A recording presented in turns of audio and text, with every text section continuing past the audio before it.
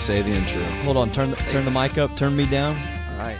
So, hi guys. We're back at the Storm in a Teacup, where we talk about Brandon Bergen and drink alcohol every time his name is mentioned. Nice to see your lovely faces again, guys. I had to record from Maryville last time, so I missed out. Welcome back. We missed you. Did I get the intro right? I mean, do you ever get anything right? Negative. I don't want to say that our commentary is bad anymore, though. Are we still bad? We're still bad. How many listeners do we have? I thought we had like 20 listeners now. I think we gain listeners because of how awful we are, though. I think we're in a morally ambiguous area right now about how bad we are. Isn't all press good press, even if it's bad press? What do you mean by Lindsay morally ambiguous?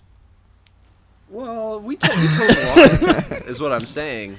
Don't question the big guy, Grant. I feel like he read this in like a New York Times piece this morning. He's like, that's a neat little 2 words put together. I'm going to use it today. I was just thinking today about how morally ambiguous I am. Actually, that's what I was thinking about. And I feel like our podcast reflects that. You're ambiguous in a lot of ways, no doubt. Absolutely, I am. Hey, Taylor, did you do 14.5 yet? Yes, I did. Yes, I did. Did you beat Rich Froning? If you took 4 minutes off of my time, he still would have beat me by 5 seconds. Did you go unbroken? 4 seconds. Sorry about that. I did not go unbroken. There's your problem. At all. There's your problem. Yeah, I don't get it. You better redo that shiz, bro. Who's coaching you up there in Chicago, man? I think he's doing the Scalf training video. I've been sending Snapchats of myself to Stacy Tovar, but she won't coach me. I don't know what's weird. She's actually filed a restraining order against you.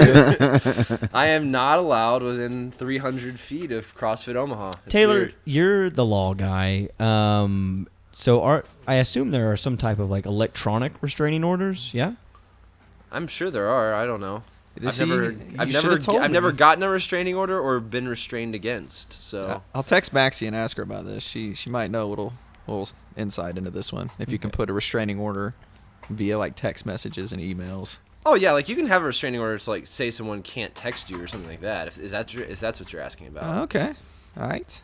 That's exactly. As far as like, I don't know if you can have a restraining order be like, hey, this guy can't look at my Facebook profile. I don't think you can do that. No, probably not. I mean, that's public, right? You're putting yourself out there. Public domain, dog. Yeah. Mm-hmm. Well, don't you have privacy features? You can set privacy features. Yeah, I don't want any of you guys. Facebook privacy features can be easily overcome. Listen, I'm just gonna put that out there. Yeah, Taylor is the best person I know at stalking someone on Facebook. Yep. I don't need to know you. I will find you. If you can figure out how to turn the computer on. Facebook is in the computer. It's in the computer. It's so simple. I just had like a little montage roll through my head of Taylor being like, with his Facebook stalking, I have a very particular set of skills. You are going to set your privacy features to ultra private, and it's gonna do you no good. Oh man. How's the weather, Taylor? The weather is. Hold on, whoa, better. no! I forgot It's to like get the sponsorship in there. Who's the umbrella, the fancy umbrellas company that they make umbrellas? Anyone? The Umbrella Corporation. That's yes. So the weather in Chicago this week brought to you by the Umbrella Corporation. Taylor, how's the weather in Chicago? It's like 45 degrees. Fortunately, the weather has not turned anyone into zombies yet, but hopefully the Umbrella Corporation can help us with that. What's that chick's name? The actress who saves the world multiple times? Mila Kunis. No, that's What? not her. It's Mila Jovovich or whatever. Yeah. All right. So, guys, welcome to the Storm in a Teacup podcast where we start things really slow. And my wife looks at me angrily when I reference actresses in movies. All right. So, guys, what are we talking about this week? Here's what I want to talk about, and I wish Forrest would have been there because he could have done like this grinds my gears segment. But let's talk about the USAW meet that Caleb and I competed in last weekend. That Taylor actually competed in what was it, 3 or 4 years ago, Taylor? Generations ago. Generations ago. It was like 82, I think, when I hit that up. The Handle Barbell Meet, or the Handle Barbell Open, a weightlifting meet nearby here in Johnson City, Tennessee. We made the drive up. We've competed the past 3 or 4 years, and it's gotten progressively worse each year. Would that be accurate? I would say exponentially worse. Okay. What? Also reference it is a USAW training center, right? No, it's an Olympic training center. Yeah. Okay. One of only 2. Yeah, they've got some legit athletes there for sure. But yeah, Olympic weightlifting training center, that one, and then you've got out in Colorado. And I do want to say that between year 1 and year 2, I think there was an improvement, and there more people showed up. Like, that's when it kind of hit its peak. And then this year, man, like, we went from 150 athletes to maybe, how many athletes were there this time? Like 30? Maybe 40.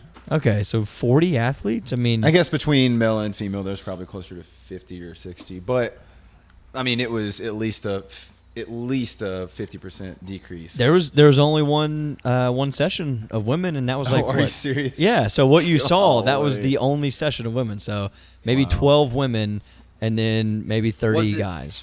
So was it bigger this year? Was it bigger or smaller than the first year that you and I went, Grant? I think it was actually smaller. Wow, really? Yeah. It was pretty embarrassing for a meet that, this is a place that held university nationals last year. It's an Olympic training center. There's some legit athletes there, some legit coaching, and they just really dropped the ball. And they dropped the ball in many ways, and I think we're going to enumerate on those ways today. Yep. So the things that I think they did well is that their facility is really nice. They've got. Caleb, can you give us the sales perspective? He's always spinning the positive.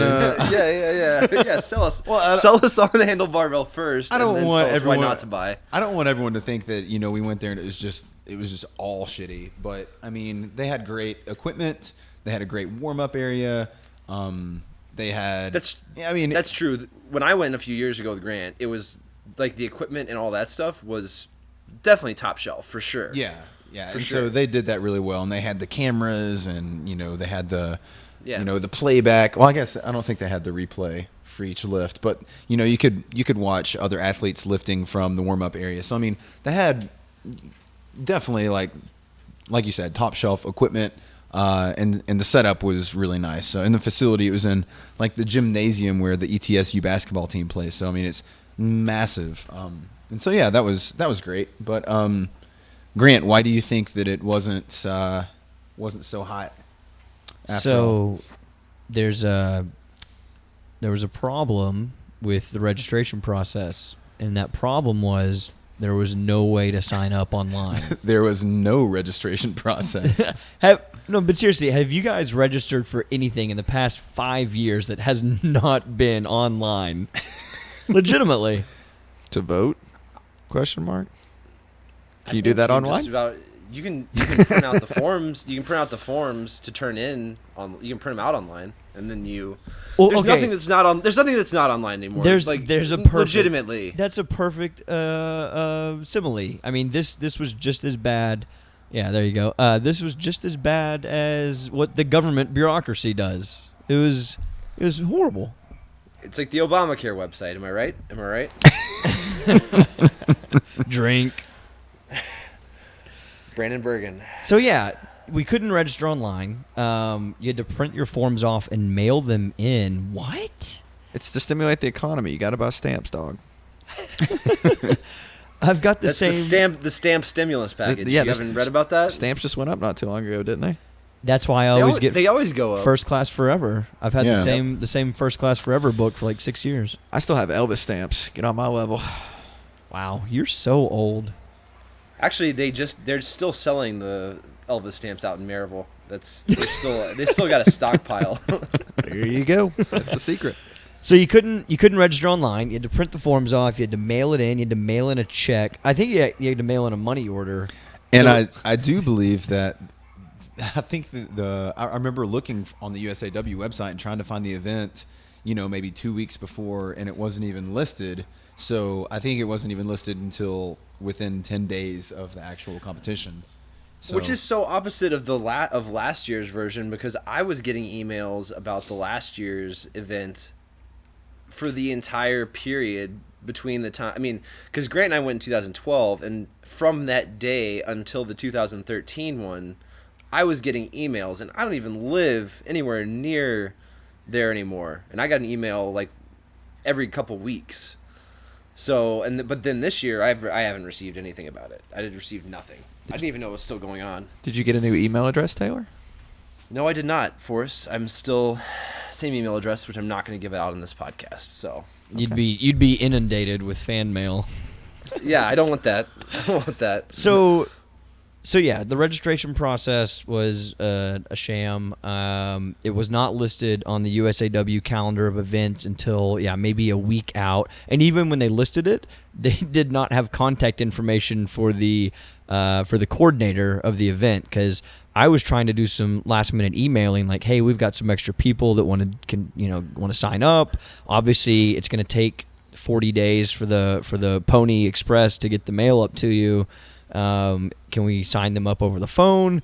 He's like, no, they can sign up when we get there. There's going to be a late fee, yada, yada. Oh, and then he was like, and it's a little late to be adding people. And I don't know. It was a mess. And when he said it's a little late to be adding people, I was like, oh, sweet. Like, the sessions are really filled out. Like, there's going to be a lot of people lifting. And then we get up there. And the all women weight classes were lumped into one session. And even then, I mean, these chicks were following themselves, because there were only maybe a dozen female lifters. So that was rough. And then some of the infrastructure there, I guess, in the meet, like it was, the start list wasn't published. There was nowhere you could find the start list. Like, you had to wait until they set the cards out on the table, and then you had to keep walking back and forth to the table, which, like, that's not a huge deal, but they could have easily dropped the TV in the warm-up room. And, they were using a database to log all the lifts and the attempts and everything. So just drop another TV in the warm-up room to where we can see that, so you know when you're going to lift. And I don't know. Now, it rubbed me the wrong way, especially after such a well-run meet last year with, maybe 120 to 150 athletes lifting. Yeah, they definitely dropped the ball. I think what it boiled down to is that the guy who ran it was new to running it, and I don't think he really gave a rip about other people. I think he was more concerned about his athletes performing well, which ultimately they did, or at least that 77 that made the Pan Am team, the junior Pan Am team, like, he lifted really well. But they had some other good lifters, like Justin Levengood, who is used to lift with the Attitude Nation guys, came in and lifted. And there's another notable guy whose name escapes me at the moment. But I feel like whenever I was signing up and I was talking to the guy, he was just, he was very short, kind of the same vibe he was giving you, Grant, over the phone. And it just seemed like he didn't care about anyone else. And I think that's, again, coming back to this the common theme that kind of, I guess, we keep coming back to week after week, just how USA just has a lot of room to grow and a lot of opportunities that they're missing here in as far as growing the sport of weightlifting. Yeah, the USAW as a whole, I think, does a very poor job of setting the small local clubs and local events and meets, setting them up for success. I think that, if they put on their website a link to the database software that you could download to help run your meet efficiently, if they maybe even just put up some literature on how to run your first meet, it's like How to Run Your Weightlifting Meet for Dummies. Like, they should pick that book up somewhere. I think that so much of the resources are kind of poured into running the national meets and whether it's the American Open, whether it's nationals, university nationals, and those are going to happen regardless, and those are going to have high caliber lifters regardless. Where what I think is where you're going to grow the sport is with these local meets where this talent pool can really be widened, and you can bring in new lifters and new talent, and showcase that on a smaller regional scale and just get more people interested in the sport. I think that they're really hurting the growth of weightlifting by not supporting those local clubs. Let me ask you this question. Do you guys think that reflects sort of the way that, I think, actually, let me back up. I think that a lot of this kind of reflects like USAW not keeping up, not being able to, or not being willing to keep up with the growth of the sport in this country. As we've talked about in past podcasts about how like there's all these young lifters who are getting interested in the sport and they're coming up, and lots of just interest in general from a lot of a lot of people coming into the sport due to CrossFit and all this and all that. And I think a lot of their intransigence, if you will, at not being better with these local meets. In the past, when there were not that many people interested and there weren't that many there wasn't that much money coming into USAW, maybe they had to focus on just those big meets because they couldn't really, they didn't have the resources to do all that stuff. Now that this money's coming in and these, so many new talented athletes, maybe they're just not, they haven't gotten to the point where they're willing to change the way they do things. Because I agree with you. I mean, they need to, if they want to be competitive, they have to get in these local meets and they have to put out resources there for these smaller gyms and clubs on how to run their own weightlifting meets and everything like that if they want this growth to continue. What do you guys think about that? I think you're absolutely right. Maybe. I mean, there's definitely a lag between, like you said, if that's true, that they're putting all their resources because they have very limited resources. If they're putting all of those resources into the big meets, the big national meets, maybe there is a little bit of lag time between, okay, now we have more money, now we have more resources. How do we best outfit these local clubs and local meets? How do we, best set them up for success? So yeah, maybe that's coming. Maybe they're still trying to figure it out, but I think that's part of it. But I also agree. I also think like you said, with as far as like posting these things that people can download and stuff like that, there's a lot of very low cost options for putting information out there to make these local meets more successful. Yeah, I agree with that too. I don't think it's about figuring out how to do it. I don't think there's some huge learning curve you have to climb. It's as simple as, we live in the age of the friggin' internet. Like, put it out there early, make a video, post it out. Like, if they would have sent us something about, salesmanship, right, Forrest? All you got to do is sell yourself a little bit. Forrest is asleep. ABC, always be closing. Always be closing. So all you have to do is just get the word out there. You've got umpteen thousand CrossFit gyms in your area. Send out a freaking email to the gym and just be like, hey guys, this is going on. If you sign up 10 weightlifters, we'll give one for free or something. I don't know, like give them a group rate or whatever. Like promote a little bit of, encourage. Buy one weightlifter, get one free. Yeah, just encourage some enthusiasm around it rather than it's so off-putting. It's like I'm an enthusiast for the sport. And it seems so unwelcoming. Coming back to, it feels like some like secret club like that everyone wants to be a part of, but no, it's exclusive. You can't get in, and that's not the way it should be. Like that's why. Little known fact: USAW was founded by the Skulls at Yale. So you're all gonna be killed after this. Sorry, now, Caleb. Are you saying that USAW should get on Half Off Depot or Groupon? Is that what you're saying? I think they should. Half off, buy one get one. Maybe. Okay. BOGO weightlifting. That's the new thing. I just wanted to verify that. I'm gonna be watching Half Off Depot for that voucher. Yeah, I don't think that it takes a genius to get more people in on these meets and to run them better. Can somebody answer me this question?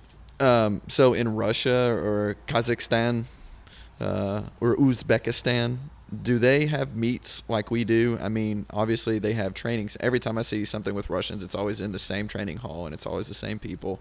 Every time I see Ilya with a video, it's always the same people. I think but they here, have, I mean, that's like, the national team. That's the national team, yeah, man. but do they have like do those countries have like a hassle-free barbell and Attitude Nation? Are there multiple places, and not even just multiple? Are there hundreds of places to lift there?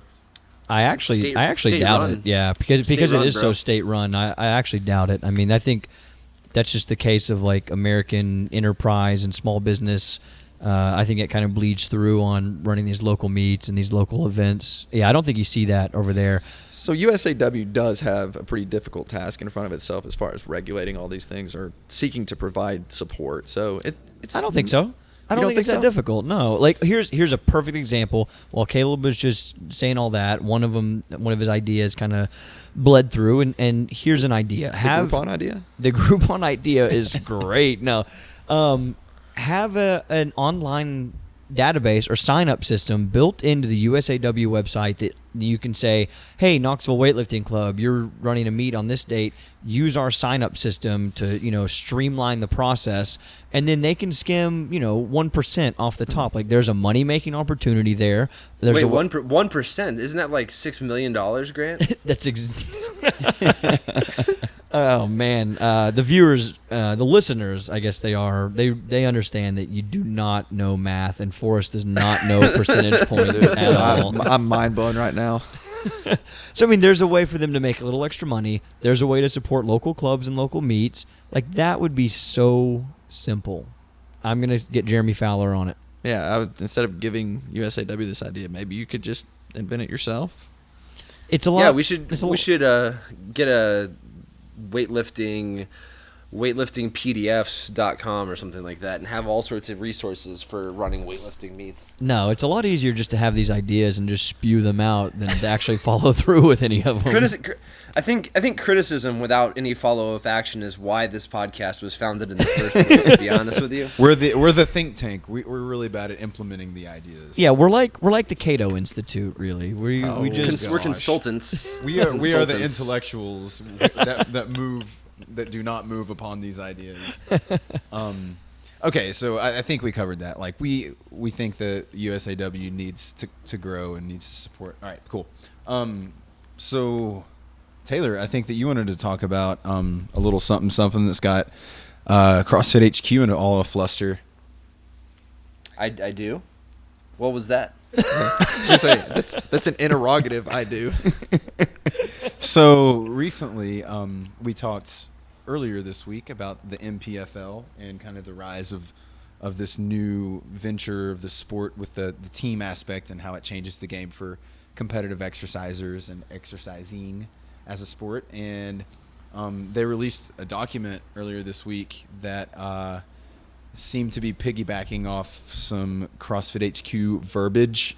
And I think that's what you wanted to talk about. Am I correct or am I wrong? No, I did want to hit on that a little bit. First of all, I got to preface this by saying by the time I saw the stream, the PDF document that was at issue had been taken down. But a PDF apparently from NPFL, the National Pro Fitness League, was posted, and apparently they used some CrossFit, I guess, words and media, pictures, and pictures, just media in general. And CrossFit HQ Council was upset by that. Russ Green in particular was, I think, was the one making all the comments, and he's the one that posted it, and he was upset.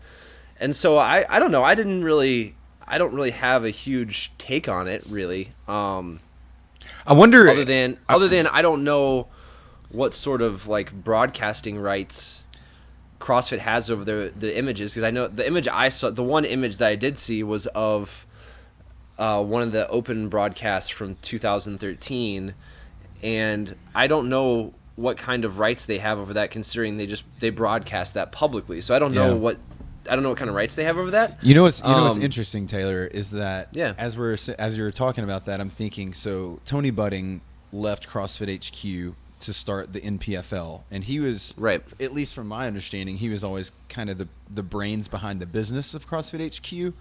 and he kind of ran the infrastructure of the company, as well as, get out there and promote, events and whatever. But I wonder how much of CrossFit's intellectual property and how they've branded the company came from Tony Budding. So that adds adds a layer of. There was something about that in one of the pictures. It said brought to you by the same team that brought the CrossFit Games, and of course Russ Green said it's not brought. It's only Tony. It's only Tony. Budding. It's not the same team. And I'm just like, dude, shut up. He's Well, been around and I longer think than you. Just leave it. Like, I just don't understand.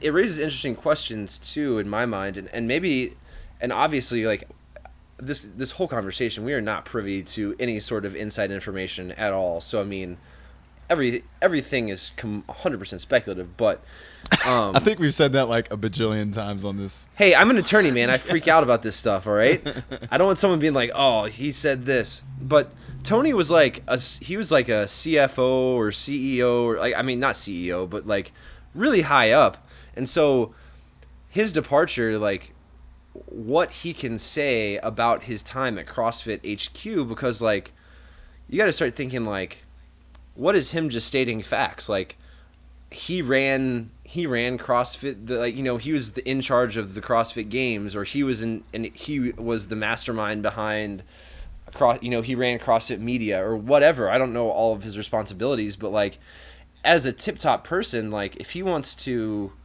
put top, he's a top tier. Is he top tier or is he elite? He's an elite and a top tier CrossFit HQ business person, but like a lot of that stuff that he may be putting in his like informational brochures regarding his own accomplishments, like I think he has a right to say, like, just like you would if you anyone changed jobs, like you should have the right to be able to say, like, this is what I did and these are my qualifications. And for him, like, those are his qualifications, those are his accomplishments. So I don't know how much they're going to be able to say, like, hey, Tony, you can't say that you did all this stuff, because he did. Like, he actually did do all that stuff. So I think it puts him in I think it puts CrossFit in an interesting position as far as what they can actually do, what the NPFL can actually say and do because of Tony. Like, I think him leaving is a pretty big deal for CrossFit. So yeah, I don't know. I think it'll be an interesting thing to keep an eye on. Well, I think you hit the nail on the head though with that picture. It was a picture of like Camille jumping up in the air or something like that. And if that was something that, like the poster you have in your bedroom wall, right? Yeah. No, Max, you made him take it down. Yeah. It's in Forrest's special room. Yeah. It's in the man cave now. But is that what you call it? Yeah, that's what I call it, Taylor. Dick. If I took that picture and had it up on Facebook, CrossFit can't tell me to take it down. They can't say like, oh, you took a picture at one of our events of one of our athletes jumping in the air, you have to take that down. I could just say, no, I don't have to. Yeah, but I think you have to distinguish, like, oh, this is a picture I posted for social media purposes, and this is a picture I'm posting for to promote my own business purposes. Yeah. That's what I was going to say is if that picture was taken, let's just say Tony took that picture at one of the events and decided that he wanted to use it for a handout to his sponsors, there's nothing wrong with that. But the fact that it's like leaking out online, I don't know. That's I don't know. The whole thing is sort of ambiguous to me as far as what's going to happen. I mean, truly, and I think part of the reason that it is ambiguous is because CrossFit Big C has intentionally put themselves in sort of an ambiguous position in terms of like what they're going to litigate and prevent people from doing. They also like you said, I mean, they let people post so much social media about CrossFit. I mean, I think everyone in the world knows that CrossFitters post so much stuff about CrossFit on social media and CrossFit events and CrossFit stuff, normal like stuff that other businesses like the NFL might regulate more. CrossFit, I think, tends not to, because it's sort of a grassroots thing. Now, but allowing all the people to do that, like, does that put them in a position where they can't now say, NPFL, you can't do this? And, the NPFL can probably say, like, hey, like, this picture, we didn't get it from, the CrossFit Games website or CrossFit HQ. This is out on the media, and they can probably Google the same image and find 100 instances of where it's out there on the internet in public domain. So I think CrossFit's going to have, and maybe that's why Russ Green posted that to Facebook in the first place, is to try to get public sentiment on the side of HQ. But I just don't know how much they're going to be able to say, like, hey, don't do this, when it's so out there. Boring. I don't know. Let's just be honest with ourselves. Those guys are just pot stirrers. There's no proof that HQ even gives a crap. I mean, Glassman could have probably looked at that and been like, somebody get me another shot. But the Russes are there to stir the pot, and that's exactly what true. they did. I mean, they put it out there, and whatever happens. So well, let's talk about this. Let's talk about the Russes. The two Russes, Russ Green, Russell Berger, they work for HQ. They handle a lot of the social media. Well, I mean, they handle the majority of the social media. Anything on Twitter or Facebook is them. Can we call them R squared for short? What? R squared? We can do that. R squared, yeah. Okay, so R squared, they handle the majority of the social media. Caleb, do you think that R squared, Russ Green, Russell Berger, do a good job with the social media, with the Twitter, with the Facebook? No. They do a very bad job. All right, they've done an amazing job of making people who love, who are obsessed with something and love it to death, hate it. So if you just look at that, then I mean they're doing a terrible job. Well, I think the bad part is the fact that they're kind of. Would I be right to say that they're kind of this face? They're this internet face of CrossFit, of HQ. Like, you don't see Glassman tweet or put up a status or Castro or. Well, that's because he's hammered, and someone along the line said, "We got to put a muzzle on this guy." Well, Yeah, listen, so- we've talked about this before. Like, CrossFit needs to put their big boy pants on and hire some PR guys, hire some guys who have their wits about them in a business sense that know how to make some professionals, like some professional media people. They need to understand consumer-facing language and how to cater to people. And you can't just make these staunchly written like statements over and over and over, or you're gonna continue to push people away. So I don't want to go on this rant, but listen to Caleb putting his resume in over here at HQ.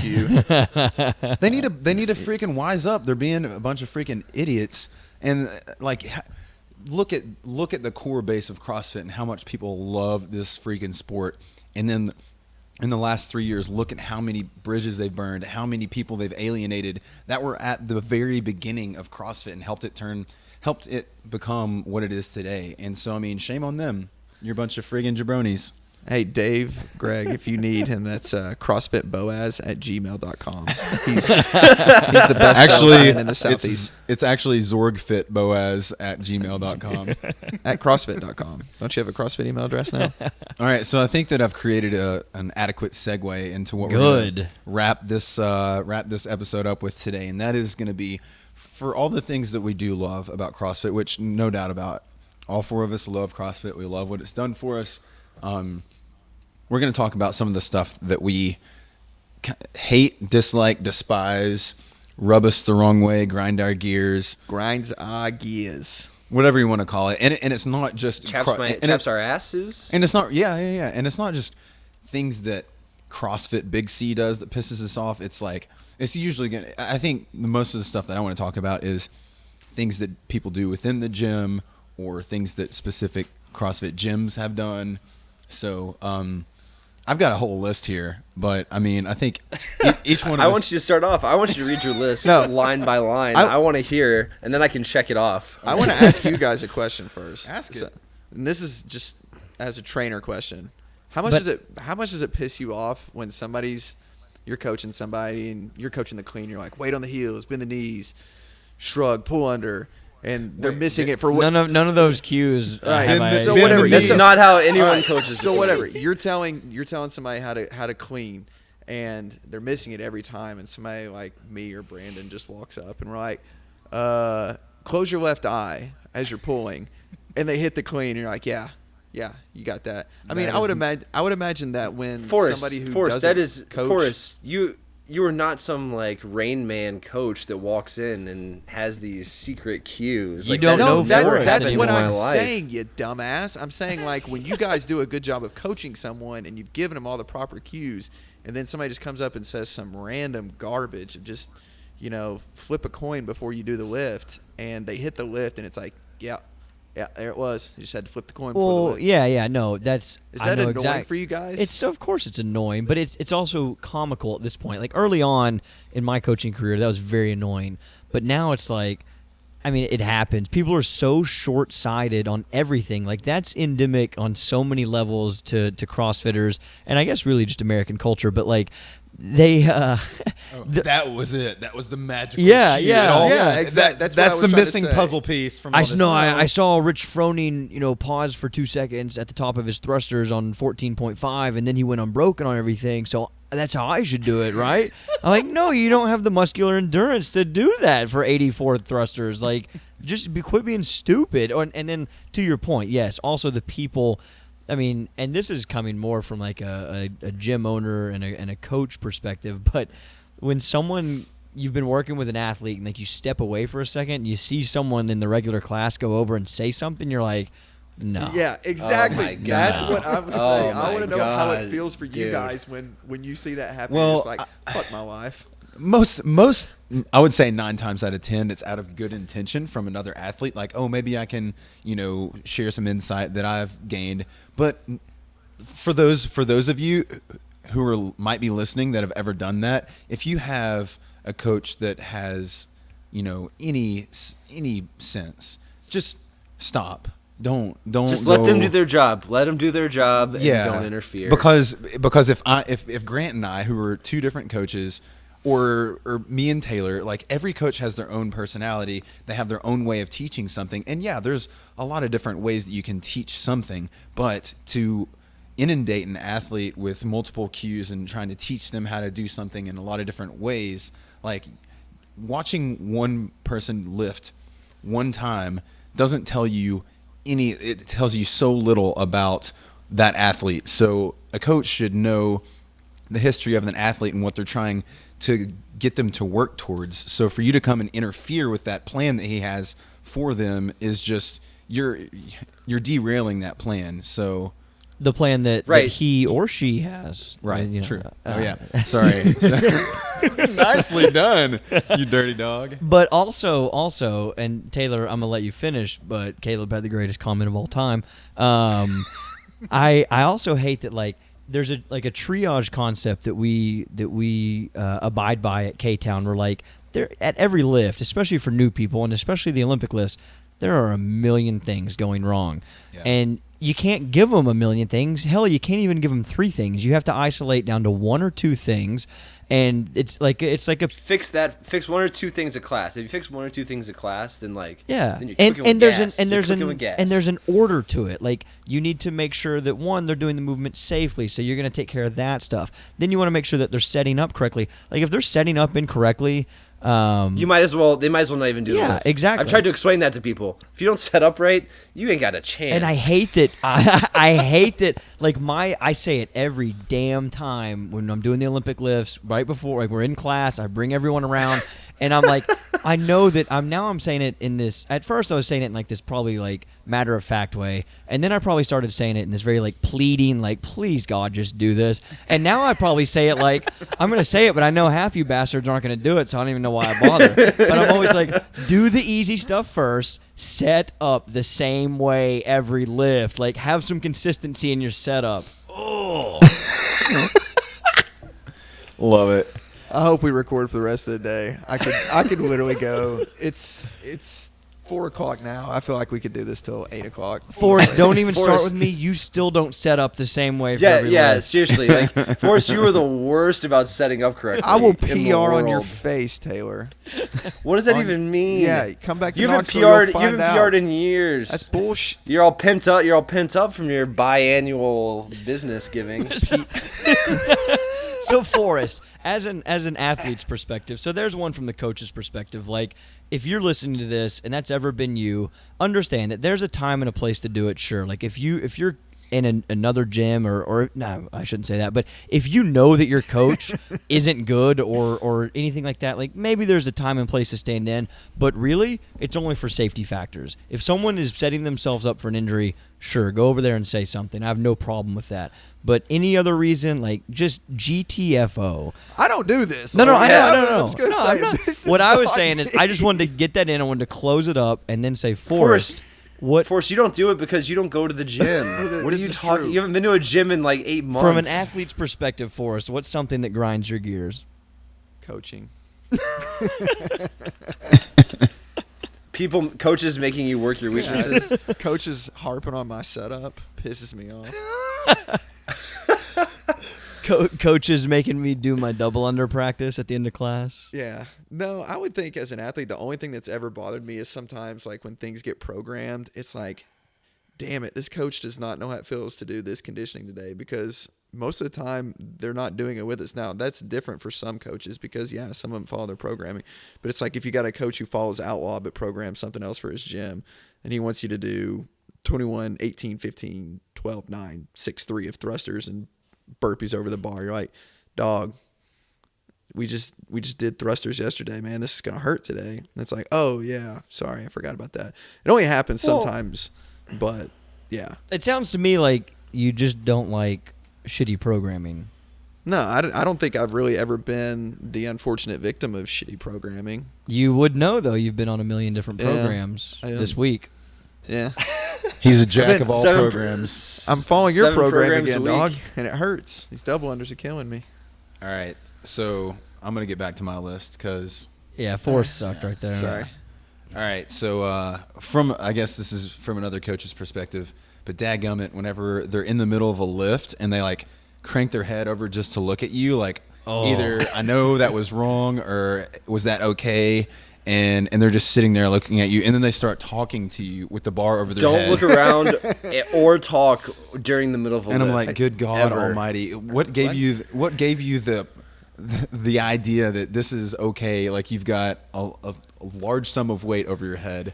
Do I need to lock this out? Put or it can I down. just call it a Put it wrap? down. Yeah. So that really pisses me off. There's a few different people in the gym. There's like the go-to heavy guy that always F's things up. Like on every lift, he goes way too heavy and he's always failing reps no matter what you tell him. Like, hey man, you need to take 50 pounds off that. Whatever the rep scheme is, like minus those reps by 40%, and those are the reps that he will accumulate. So if you're doing 15, if you're ultimately gaining 15, accumulating 15 reps, he's probably going to get 7 or 8. Just because he sees some girl across the gym that's squatting more than he is, and he's like, I can't do that, so I'm just going to do sets of 2 at a much heavier weight. And for me, like, so like same deal with maybe not hitting parallel on your squat because you've gone too heavy. Yeah. Like you're warming up, you're hitting depth, you're going, maybe you're going ass to ankles, and then the weight creeps heavier and heavier, and your squats get shallower and shallower. Or we talked about this before on the bench press. And this is one of the worst ones for guys because they've all done it, and it's like a pissing contest out there. So, say we're doing like a 5x5 of bench press, and it's supposed to be sets across. Weight should be the same for all 5 sets.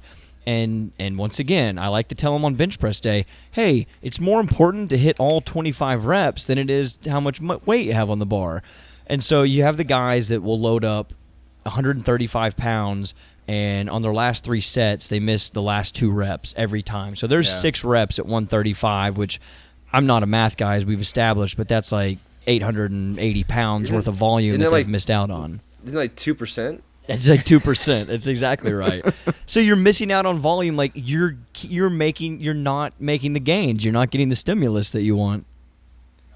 Yep, that. Get the full stimulus. Yeah, and it's like they see those girls that, because we got some really strong ladies at our gym, and they're not bigger than the guys, than a lot of the other guys. They're just stronger, and the guys see them squatting more weight than them, and they, they're maybe 1 month into the gym and they freak out and they're like, well, I can't let that girl squat more than me. And it's like, well, these girls have listened to us for 3+ years, and that's why they squat more than you do. But okay, moving on to the next guy, the creeper of the gym. Yeah. The guy that's like walking around, like waiting for girls to bend over and do a burpee, like check out their cleave. I don't go to the gym anymore. I think That's because we followed a restraining order against you. Yeah. He moved to Maryville not out of choice. He wasn't allowed within 15 miles of K-Town. So yeah, the creeper guys, yeah, it's disgusting. Everyone knows what you're doing. You're not keeping anything. Dear Gym Creeper, everyone knows who you are. Everyone knows what you're doing. We all see it. No one says anything because we just feel that bad. Yeah. But we know. But actually, I actually had to have a conversation with a guy once, and he was a drop-in, and he wasn't even a drop-in. He just came to check the gym out. That's what it was. He was going to join, and he started creeping on one of our girls in the middle of a Metcon, like went over to start helping her count her kettlebell swings. I remember that. Yeah, so I walk over. When was this? Oh my gosh, it was I mean like 6 months ago maybe, and I walk over and I ask the guy, I don't even remember his name now, but I'm like, "Hey Forrest, what are you doing over here?" And he's like, "Oh, I'm helping her count her kettlebell swings." He's like, "Man, she does not need help counting her kettlebell swings. Like, come over here." I mean, it just those awkward conversations that why the hell do I have to have that conversation with you? Like, you're such a creep. Yeah. Luckily, he did not join. Who was the girl? You don't know her. I don't know her. No names. No. You sure about that, man? I'm on Facebook a lot. I have access to everyone, all the K-Town I know all your members. They don't know me, but I know them. What's the next personality, Caleb? You got another one? I got one more. The chalk guy. You know this guy, like chalking to do bench press, chalking to do, strict press. Just like when you chalk to do burpees, you have a problem. He like a serious problem. I use it to mark my handprints, dog. Yeah, So and that problem is me man. about to beat your ass because you don't understand how hard it is to get chalk up out of those mats. I don't want to, man. I want proper form when I do my burpees, so I just try to make sure my hands always land in the same spot. Okay, so that's my Elbows last out guy. for We us. all know the chalk guy. You're a tool. Stop it. It doesn't help you lift heavier weight. Maybe if you're going for a max effort, pull a dynamic pull from the floor or lots of pull-ups. Yeah, chalk once. It's not going to make you Rich Froning, so GTFO. All right. You guys have any other personalities in the gym? So, I mean, I have one that kind of ties back into what we were talking about earlier, and not personalities. So I guess the answer to your question, Caleb, is no. I do not have a personality that. So I'm going to hold on to this because I think a lot of the problems that we're going to talk about fall under the umbrella. Which, by the way, guys, I don't know if you know that our sponsor today is the Umbrella Corporation, but they fall under the umbrella of this problem. So we'll talk about that at the end. We'll wrap up with it. Okay, I like it. So I'll shoot it back to you. I know Taylor's itching to get something in here. Well, I have a personality that grinds my gears a little bit. Talk to us And about it. it doesn't grind my gears all the time, but we have a specific there's a specific member or members that I have encountered that I like to call this guy the endurance guy that thinks he knows about CrossFit. And this guy, he or she probably has an endurance background, running, triathlon, something like that. And as a result, for whatever reason, and they tend to cut this member tends to come to the gym irregularly, and for whatever reason, like as a result of that experience, they think they know everything about fitness and CrossFit and what's good. And legitimately, I had a guy tell me that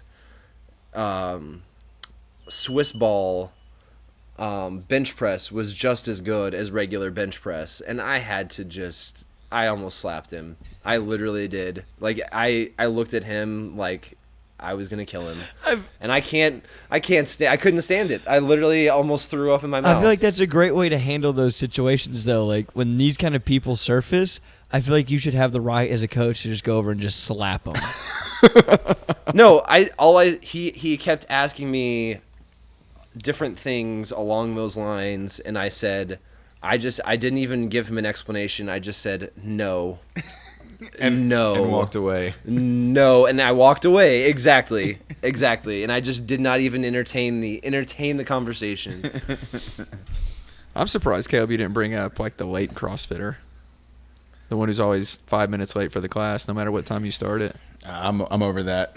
Whatever.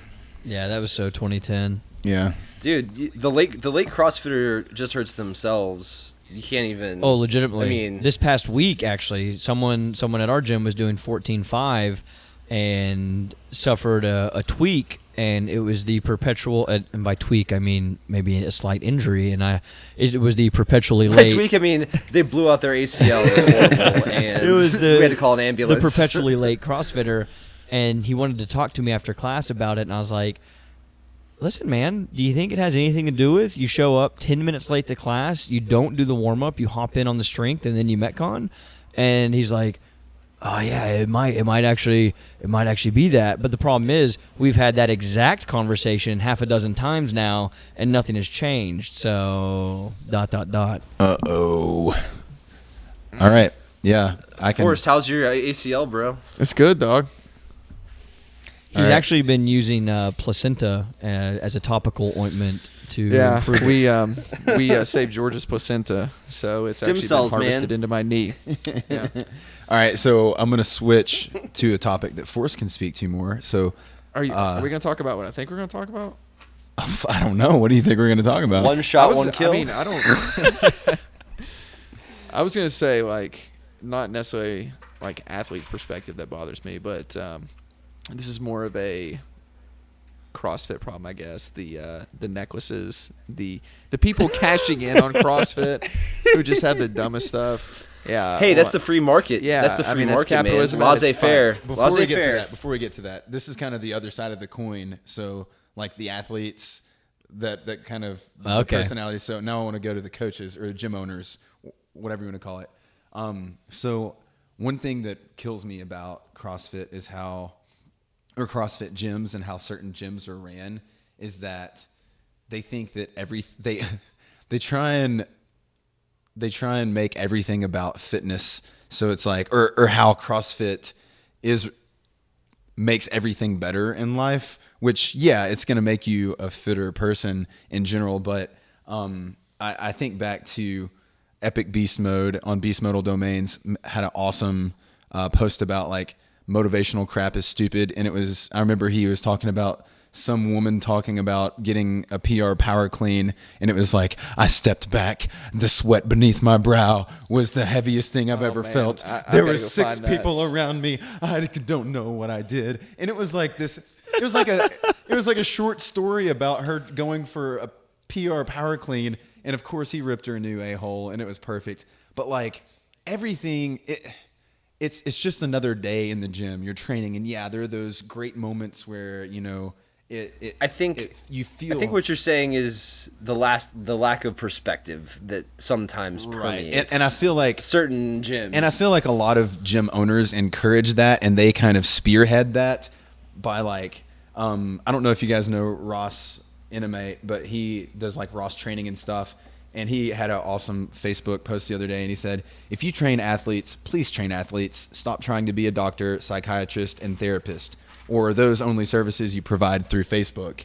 And I think that wrapped it up perfectly. It's like, you're not a motivational speaker. Yeah, your job is to be a cheerleader sometimes, but F&A, Cotton, like, chill out on the motivational crap and just do your job of training athletes. Like that's ultimately what you're there to do. So Forrest is about to lose it over there. What are you doing?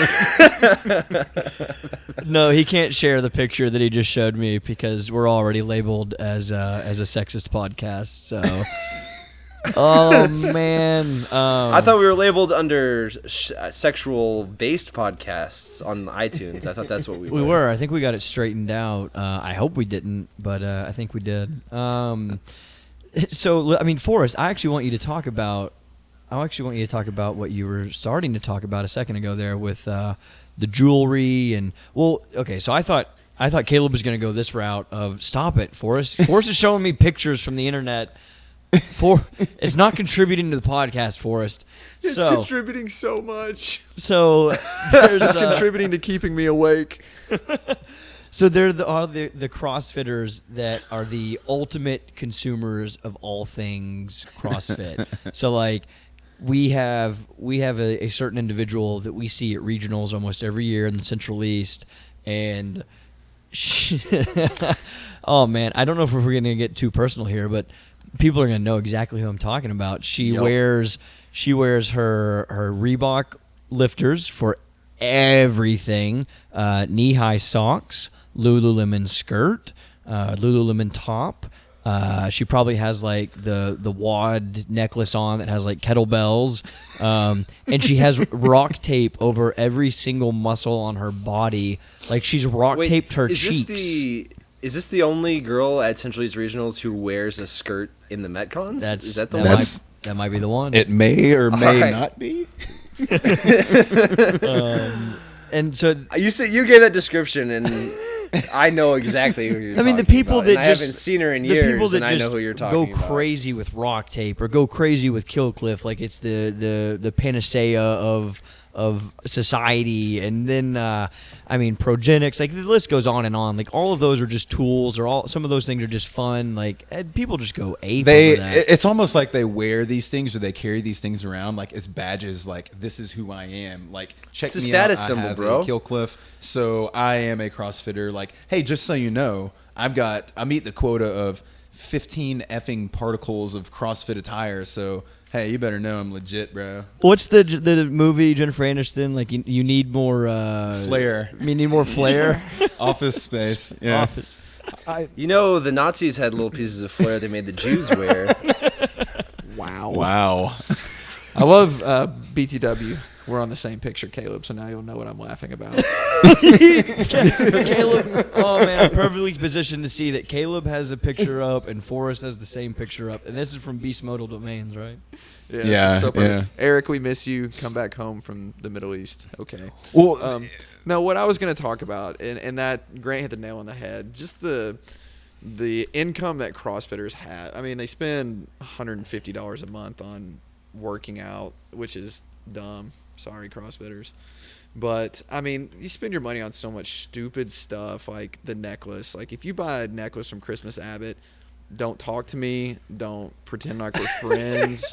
Don't pretend like we have anything to say to each other because I hate you. Dude, I'm going to have to return Jess's birthday present. Yeah. If you've bought a necklace from Christmas Abbott, you are equivalent to Adolf Hitler to me. So, oh my God! All right, moving on. You've gone too far. You've gone way too far. I want to take Forrest on for a second though, because if you're a part of a good gym with a good coaching staff, $150 a month is a steal. Yeah, honestly, $150 is not bad, but that's at the local thing. Like, go to Black Box. At our gym. Support local businesses, man. Support local businesses. Go to some of the gyms where it's like $275 a month. Like that's a bit ridiculous. Okay, so the other thing is overhead, Forrest. That's economics. That is true. If you're in Manhattan, it's going to cost $275. Find a cheaper place to put your gym.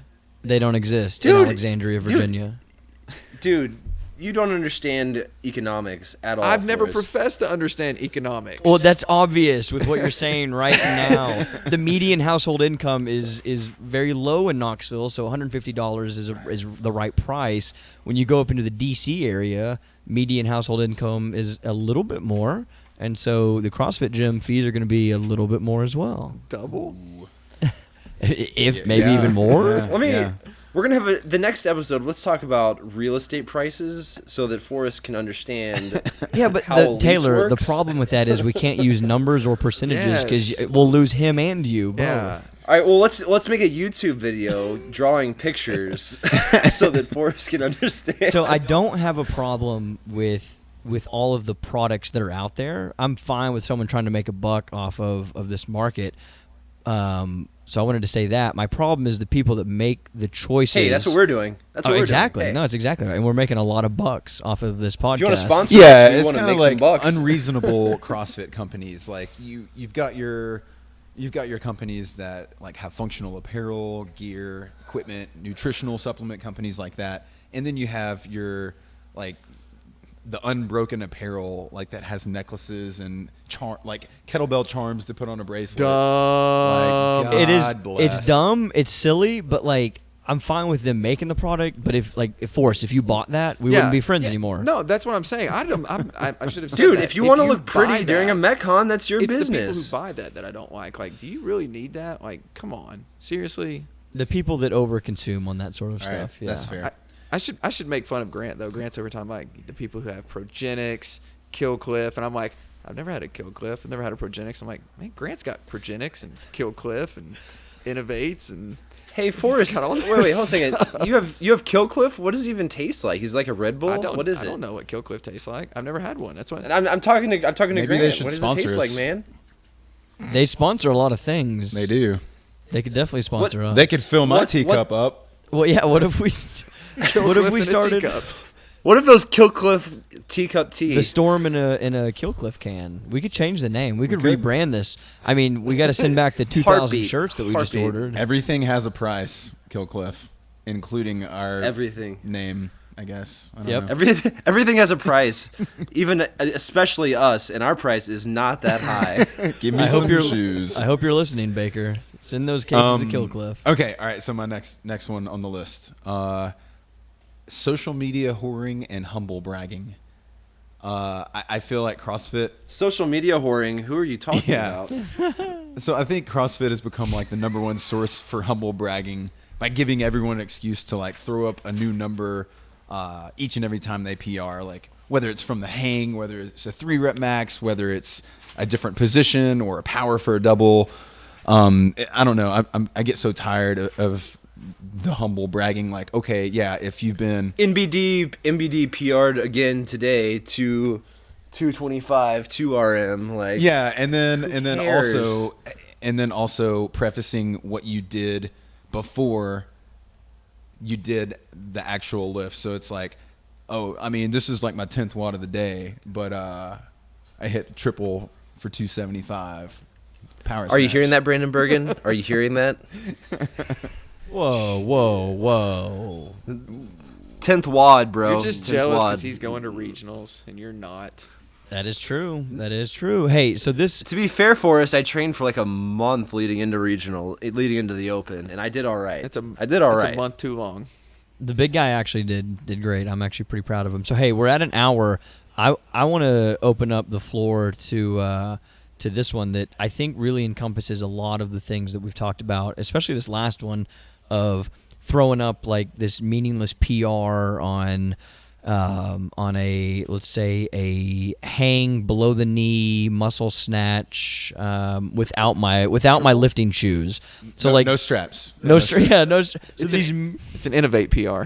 These meaningless like qualifiers that give you this PR. So I think people get caught up with all these little things like that because they're not, and also they talk about Caleb's thing of the guy that lifts too much weight. To talk about, not hitting depth on the squat because they just want the number on the bar to be higher, squatting more weight, whatever it is. I think a big problem is people not embracing the journey that is fitness, that is CrossFit, that is that is life. We don't want to go too deep because we'll lose Forrest. Training. It's embrace the training aspect of I'm getting tired again. CrossFit. I think Mark Ripito says training is not the events of one day; it is a process. I think he actually says it flipped, but close enough. The idea of tiny improvement every day or every session, every time you come into the gym, and in a year's time or in 5 years' time, you're going to be so far from where you were. People all the time ask Caleb and I, how do I get my squat up, man? And that's the easiest thing in the world. Just keep squatting. Just keep squatting.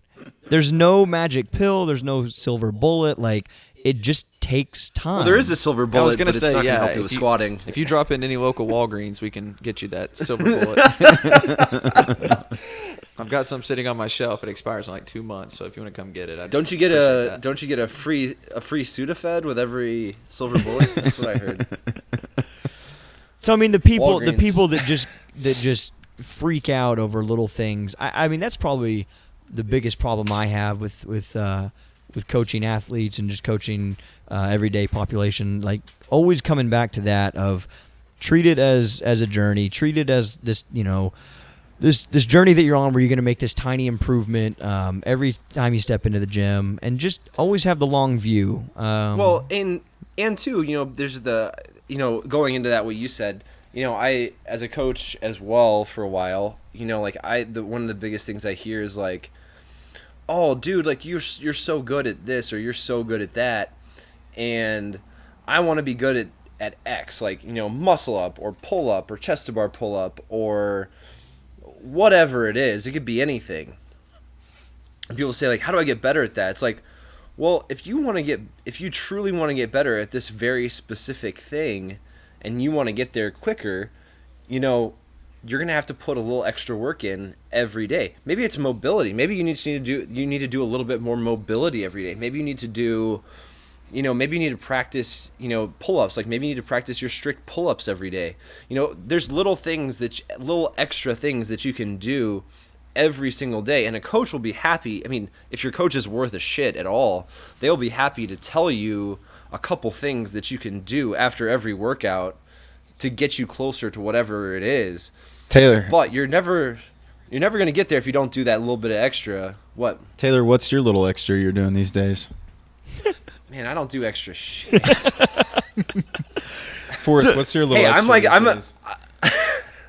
Yeah, I'm just gonna what Taylor said. Oh man. Well, I mean, when you're this good of an athlete, you don't have to do I'm anything old extra. now. yeah, You're like 4 years younger than I Forrest- am. Wait, are you 30 yet? Until you get to 30, you can't pull that I'm old excuse. So Grant, Dude, I have the knees of a 57-year-old man. Forget you. You don't know shit. he played have the Division qu- I football for us. you have the Ooh. quads of a 22-year-old. No. Dude, I have the quads of a 22-year-old, but they're connected to my lower legs by the knees of a 57-year-old. I've had 5 surgeries on my legs. How many of you had, Forrest? Frankenstein layman. I've had 2. Dick. Yeah. So talk to him. I in had 3 2 by the time surgeries. I was like 19 years old, Fine. bro. I'm gonna go tear my ACL when I get home and get another surgery, and I'll catch up to you by like. So Taylor brings up a great point. Fitness exists on this continuum. All these movements exist on this continuum. Like, you're not going to have a good snatch unless you have a good overhead squat. You're not going to have a good overhead squat unless you have a good overhead position. You're not going to have a good overhead position unless you have the requisite mobility. So understand where you are in that journey for that particular movement or for that particular workout or whatever it may be. You're not going to hop in and be Taylor Lehman tomorrow, is what I'm saying. Right. If you can't string chest to bar pull-ups together, then there's no way that you have the requisite strength to start working on your muscle up. Like, you need to be able to do certain things before you can move on to others. You can't run before you learn to crawl. One of my favorite things about CrossFit and specifically weightlifting, and actually I guess before I did either one of those things, what drew me to bartending? What drew me to rock climbing was how there is so little luck involved. It rewards hard work, and everyone kind of starts at the same place. Where with like team sports or other sports, like anyone can hit a hole in one on. They can play golf and hit a hole in one. Yeah, I mean, odds are very low, but it could happen. You could get up there, swing an effing golf club, and just hit a hole in one, which there are probably some professional golfers that have never hit a hole in one before. But no one on their first day is going to get out there and snatch, 150 kilos. Like, that's just not going to happen. So I like that these sports, that being, I guess, climbing, weightlifting, and even a little bit with CrossFit, like, it rewards hard work more than it does like basic athleticism and kind of luck more. So within those things, just what Grant was saying, like, enjoy the ride. Like, it makes it a more, I guess you could say, noble cause. Like, hey man, this dude's out here, like, clean and jerking, 2 times body weight. Like, that didn't happen overnight. That took years and years of work, and that's awesome. So that's what I like about it.